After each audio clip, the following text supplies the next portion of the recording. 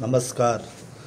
रासोपा सांसद शोभिता गौतमले हिजो संसदमा सम्बोधन गर्दै रवि लामिछाने विरुद्ध दिएका जाहेरीहरू फेक भएको बताएकी छिन्।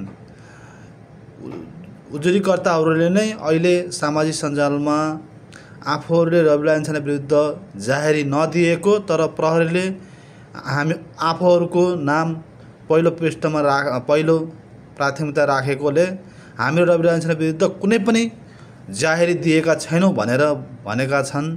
त्यही कुरा संसदमा उठाएकी छिन्। एकपटक यो भिडियो हेर्नुहोस्। माननीय सभामुख महोदय, विषय माननीय रवि लामिछानेको हो। आजभोलि हरेक दिन जसो रवि लामिछानेसँग सम्बन्धित मुद्दामा जाहेरीकर्ता बनाइएकाहरूले अहिले सार्वजनिक रूपमै मैले रवि लामिछाने विरुद्ध कुनै पनि किटानी जाहेरी दिएको थिएन, मलाई थाहै नदी अभियोग पत्रमा मेरो नाम लेखियो, कसै विरुद्ध किटानी उजुरी नै नहालेको मान्छेलाई कसरी उजुरीकर्ता बनाइयो भन्दै सार्वजनिक रूपमा प्रश्न गरिरहेका छन्।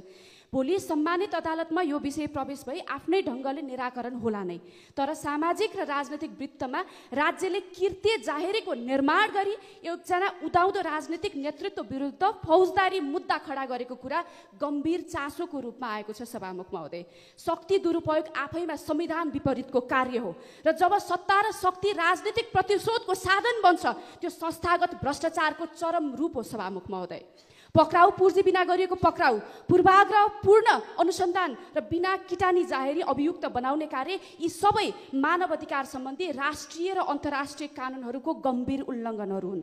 पूर्व न्यायाधीश फोरमले पनि वक्तव्य मार्फत भनेको छ कि कतिपय कसुरका अनुसन्धानमा गरिएका अनुसन्धान, गिरफ्तारी र अभियोजन